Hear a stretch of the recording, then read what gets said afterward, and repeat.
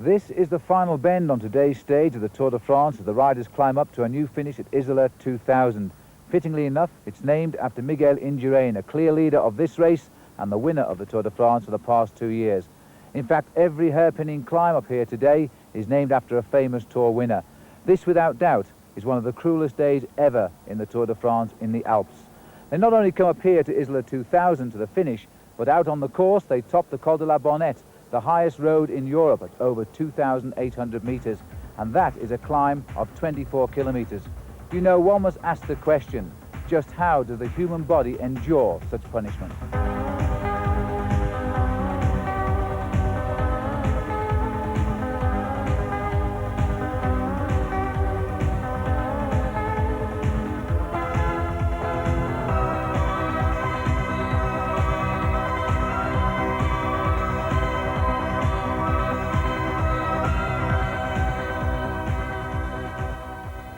And rollout came at 10:30 this morning. The 166 riders facing without question their toughest days so far in this year's Tour de France.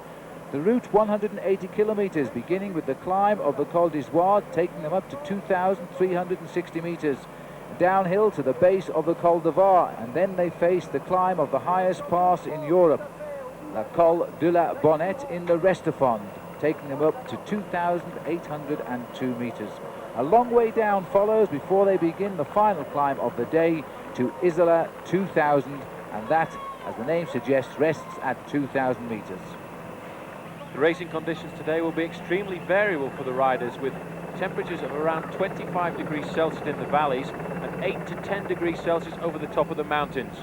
Over the top of the Col de Restafond, they're expecting winds from the northeast of around 50 kilometres an hour. And the first obstacle, the Col d'Isola, climbed at a great pace in the opening hour. The riders showing no respect at all for the high mountains still to come. Gianni Bugno, the world champion, in trouble very early on. So too was the winner of the Tour de France in 83 and 84, Laurent Fignon. By the top, a revitalised Claudio Chiappucci sprints with determination to go over ahead of Tony Rominger. The mountains leader, Davis Cassani, finishes in third place. Miguel Indurain was also in the group in fifth. Bugno rejoined on the descent. It was on the descent, though, where David Cassani attacked alone, and by the time he reached the Col de Vars, he had a lead approaching 3 minutes. Indurain's Bonesto team was trying to limit the gains of the Italian climber, and at the top, riding no-handed, the Italian climber had still conserved 65 seconds of his lead, preparing for the descent. Again, it was an inspired Claudio Chiappucci who finished in second place ahead of Tony Rominger. The Indurain group also included Robert Miller. Bugno had been dropped again. And as we now join the riders on the Col de la Bonette, we're looking here at Claudio Chiappucci cracking off halfway up the climb. Indeed, number 11. He looked to be having a great day today as he was climbing the Col d'Isola, the Col de Var, but he's gone. And it's all because of the pressure that's being applied by Robert Miller, can you believe? Miller was right at the front of affairs and then went clear at the start of this climb in Pedro Delgado. The two of them currently about 30 seconds in front of a group which contains Miguel Indurain principally. Gianni Bugno, off on every climb today, is again losing ground on the Col de la Bonette. But Paul, you've ridden the Tour de France 7 times. You never had the pleasure, and I think that's the wrong word to use, of climbing the Col de la Bonette, but really this is the steepest climb I've seen here. Well, it wouldn't be a pleasure for sure out on that road today. I must admit, last night when we drove over this climb, it's the hardest and the toughest and the highest mountain I've ever seen in my life in any bike race that I've ever been to. Maybe in Colombia there might be something different to that, but it really is unbelievable. What is unbelievable, though, is Robert Miller. He's riding at the front of the race at the moment, but he's ridden so intelligently this year in the Tour de France. He realises now that he hasn't got much chance left for the overall, so he's saved himself in the first 10 days of the Tour, and he's waited to do a big number in the mountains. I thought he'd wait to the Pyrenees, but this today looks like a Pyrenean stage. And just to clear up a little bit of confusion, one or two of you have telephoned in. We refer to this as the highest road in Europe, as the Tour de France indeed does, but in fact it's the highest pass in Europe. There are higher roads, but they don't go anywhere, and you have to come back the same way as you go up. And as we go back up to the leaders, now look at this. Robert Miller, who's made all of the going on the Col de la Bonette. We've now got onto the really steep gradients. He appears to have cracked Pedro Delgado. Delgado is only following Miller's wheel. Miller has kept a superb rhythm going. And it's a shame, but our pictures don't really bring to you the steepness of this climb. It is a vicious, vicious climb in the Alps. And Robert Miller, who's never ridden well in the Alps like this before, he's won all of his stages in the Tour de France down the Pyrenees, has cracked Delgado. His lead at the moment over the group containing Indurain is 30 seconds. There are just 12 riders left in this group. We've seen them whittle away over the last 90 minutes of cycling. There were, at one stage, they regrouped to 60 riders. But again, the big names that we projected as the pre-tour favourites are having a terrible tour. Zulla has long since gone. So too now has Gianni Bugno. And in fact, Claudio Chiappucci is now a minute behind Miguel Indurain. But we do have the new star, at least on the Motorola team, and that's Alvaro Mejia, who said he was never under pressure yesterday, and that really the big mountains don't frighten him. And I thought today perhaps it would be his day, but wouldn't it be great if it was in fact the day of Robert Miller? Right, I'm just getting confirmation over the race radio there. There are in fact 4 class riders in this breakaway here. One of them is Federico Echave. So Miller really is going to have to keep a good tempo on this climb, because the class riders can do excellent work behind. But this is Robert Miller, the man at the front of the race at the moment, really showing the form that he hasn't shown for many years. He's ridden excellently this year, and it's great to see Miller at the front of the race. And now here is Pedro Delgado going back into the group, which seems to be thinning out drastically as we move steadily up the Col de la Bonette. The riders on the climb now for 30 minutes, and they've still at least another 20 minutes to go to the top. And Delgado being rejoined by his team captain, Indurain. Well, many people may reproach Delgado for not being able to stay with Robert Miller, but I think if you look at the group here that he's about to be joined by, it really is a select group of the Tour de France this year, and he's very good to actually be there. There are only 10 or 11 riders in the group, and they're the best men of the Tour de France this year. And Robert Miller now still 6 kilometres from the summit of the Col de la Bonette, but he's hurting the race behind. There's only 9 riders left in the chase group, including the yellow jersey, Miguel Indurain. And they're riding away from the rest of the Tour de France, but they're still having to struggle to try and contain Robert Miller. Stephen Roach is now more than 4 minutes down, along with Johan Brunel. Gianni Bugno is approaching 5 minutes, and Claudio Chiappucci is the nearest to this group. He's running just over 2 minutes behind. And the group has thinned down now to just 7 riders, being led here by John Unzaga, the rider who fell on the descent of the Col de Var. He rode well to get back up into this front group before it started to disintegrate, and a very valued teammate here now of Tony Rominger, who's the rider on the right of that group. Robert Miller still tapping out the rhythm as he goes across what appears to be the surface of the moon here. Nothing grows this high up, and the snow is only gone for a few weeks of the year. Miller's face now tells us the story of a long hour in the saddle on this climb alone. Never mind what's still to come and what's gone behind him. Looking down the straight there, it looks as if Miller has actually increased his lead. When he gets to the top here, it'll give us a good chance to get a time check on his progress. Well, he'll be inspired, which the same can't be said by riders now trailing this race by many, many minutes when they arrive up here. But Miller knows he's riding to be first man over the top, and a long, long descent to follow with the big gears in use. But it is a very dangerous descent, and Miller must be careful indeed on the way down. There are no protective barriers at all on the way off this mountain, and it's a long way down if you don't stick on the road.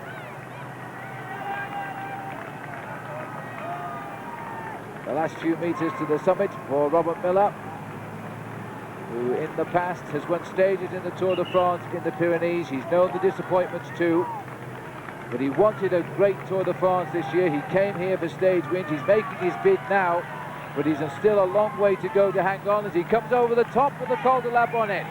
The first man over the top, Robert Miller of Scotland. Now it's a case of hat on, a newspaper if somebody will offer it, and then the long cold descent down to the basement again. Indurain, as always, sits and watches, and you just don't know really what he's thinking or indeed what he's feeling like. Well, he was asked the question last night, was he tired? And he said, I'm definitely tired, and wouldn't give any interviews after the race and retired straight to his hotel. Just coming into the picture there is Isola, who has done an incredible ride to stay in contact with such a group of confirmed climbers as we have here. He'll have no problem staying with them over the top and joining them for the descent. But let's not forget, the end of the day is going to be Isola 2000 as Tony Rominger comes round the top there. In second place, Miguel Indurain third. 1 minute and 10 seconds is the time of Robert Miller's lead at the moment. And that's the gap now which Robert Miller has to try and build on before he meets the final destiny of the day's racing, the climb of Isola 2000. Will Miller make it for Great Britain today in the Tour de France? We'll find out after the break.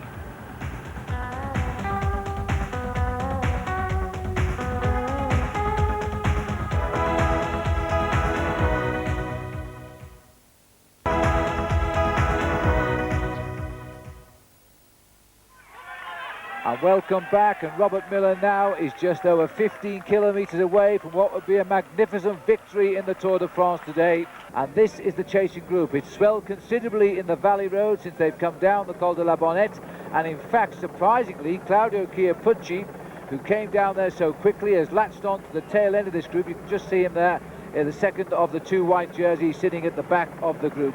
Indurain, of course, is still here. Tony Rominger is the white jersey on the inside of the two leaders. And now they're beginning to make their final ascent up to Isola 2000. And Robert Miller really, well, he's just got to hang on in there, because at times he has appeared now to be suffering. Well, Robert Miller now feeling the pace. The lead is down to 23 seconds, and you can see the group is coming back to him. And believe it or not, it is Claudio Chiappucci who has started the counter-attack, where he has found the strength from. After that tremendous chase down the Col de la Bonette, he contacted the leaders, and now he's attacking them again as they come up to the back wheel of Robert Miller.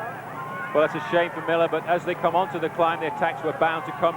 He needed at least 2 minutes at the bottom to have a chance of staying away. He's been away since the Col de la Bonette, and now it's amazing to see Claudio Chiappucci is the man attacking. He's hoping to take advantage of the slight marking that's going on between the big leaders, Indurain and Rominger and Mejia, and if he can get away, then it will be a big day for him, because he promised that this was the stage that he wanted to win because it was so close to Italy. And the Italians are out in force too, and Robert Miller has been caught. Well, what a brave effort that has been by Robert Miller. That wonderful, wonderful ride of the Col de la Bonette, and I can't tell you just how hard that climb was. Miller topped it alone.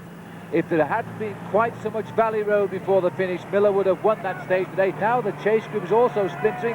Andy Hampston is dropping away as Zenon Jaskula sprints round him and scurries off after the wheel of Miguel Indurain. Well, that is incredible. It must mean that Rominger is putting the hammer down at the front. And in fact, he's put the hammer down so much that the whole race is back together at the front. They've caught Claudio Chiappucci, Barney Rice, and I think in the back of his mind, Tony Rominger wants to go for the big win.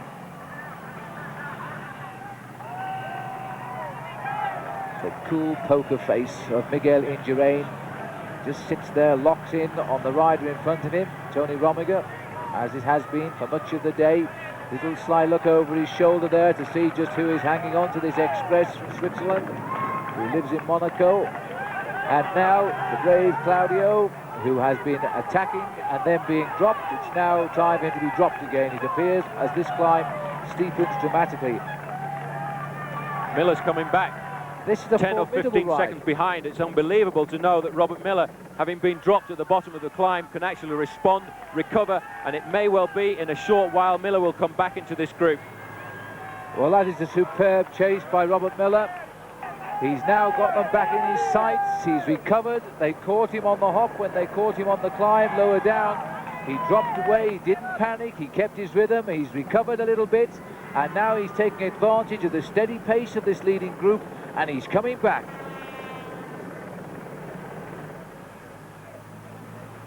Chiappucci at the front, that might help Robert Miller, because the pace has slowed a little bit with Chiappucci setting the pace.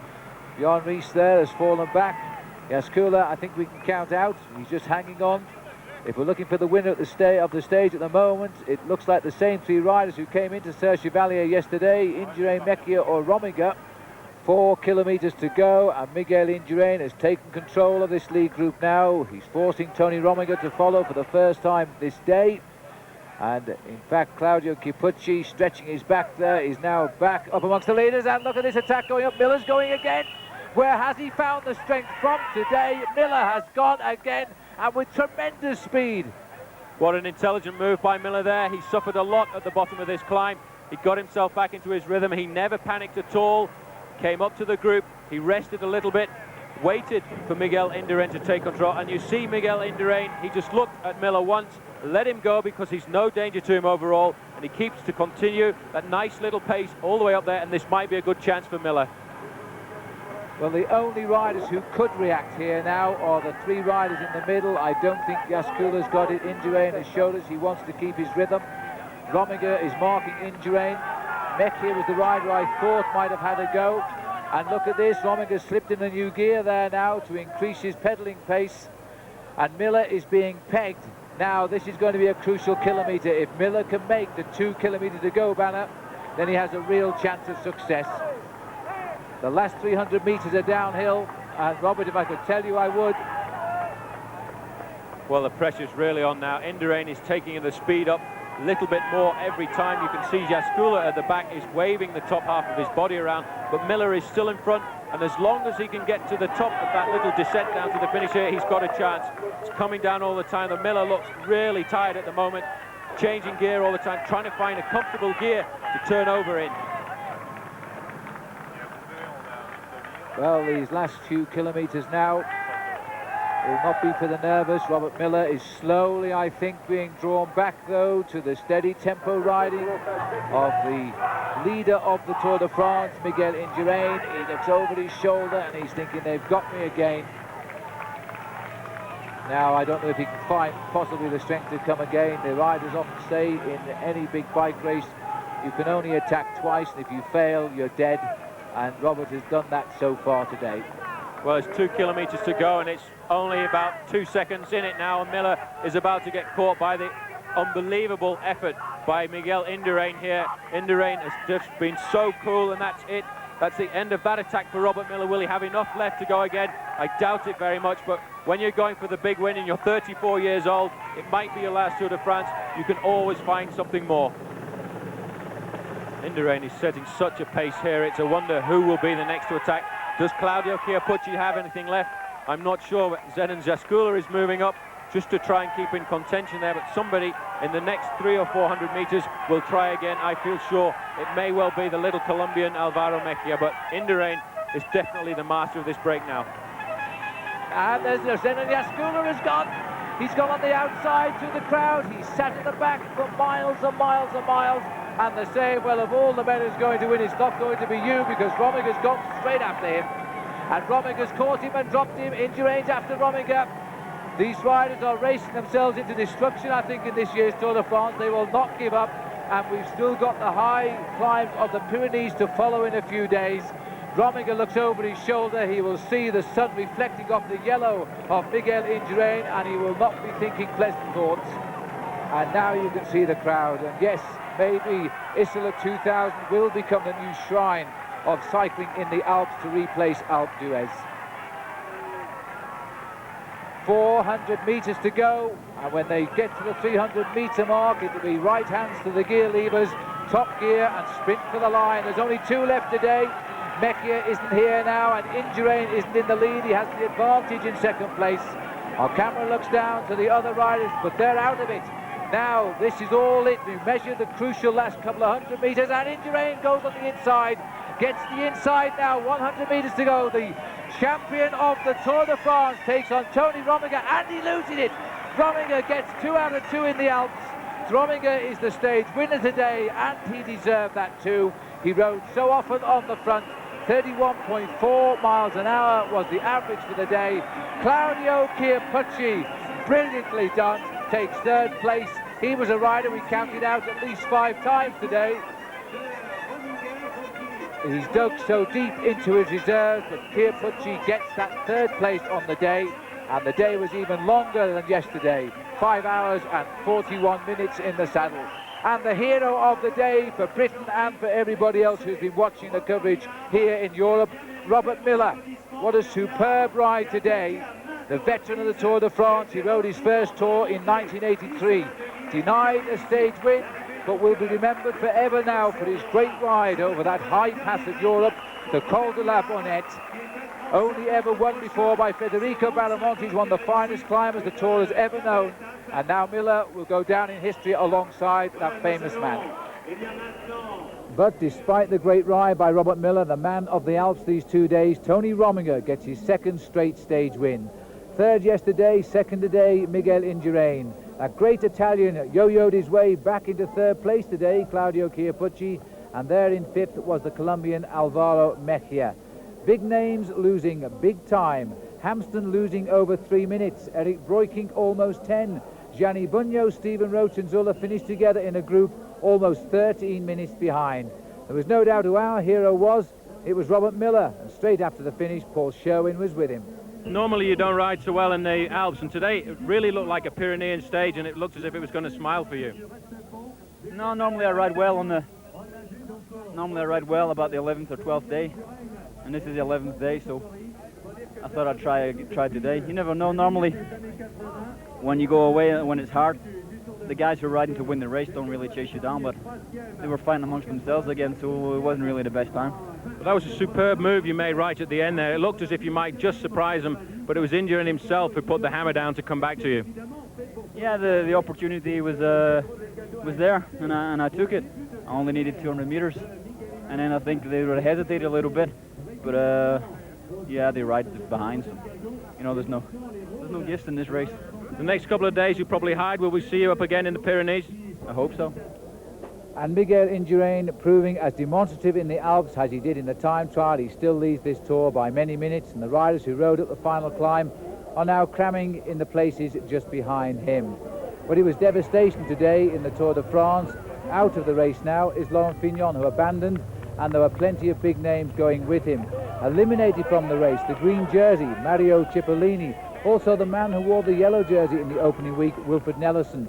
Tonight the new green jersey wearer is Jamaluddin Abdu-Japarov, and he only sneaked in about 2 minutes inside the time limit. There are still many riders to come in. Remember, all of the results of today's stage, and believe me, they'll make good reading tonight, are on page 350 on Fortel. A quick reminder about our competition. We'd like you to name the winner of Sunday's stage. When you think you have the right name, you can phone us on this number, 0839 444554. If you prefer to enter by postcard, please send it immediately to Tour de France Competition, Fortel, 142 Lower Marsh, London, SE1 7AE. The clock behind me ticks on. Now nearly 49 minutes have passed by. The elimination time is 37, and there are still many riders to finish in today's stage of the Tour. When they get here, they'll be told they are out of this year's race. Tomorrow the race will resume on the road to Marseille, and every rider in the Tour will be glad about that. The hills will be behind them at least for a few days. Today the race belonged to two names. Robert Miller of Scotland, who tried so hard to win. He tried twice, in fact, and in the end he was caught.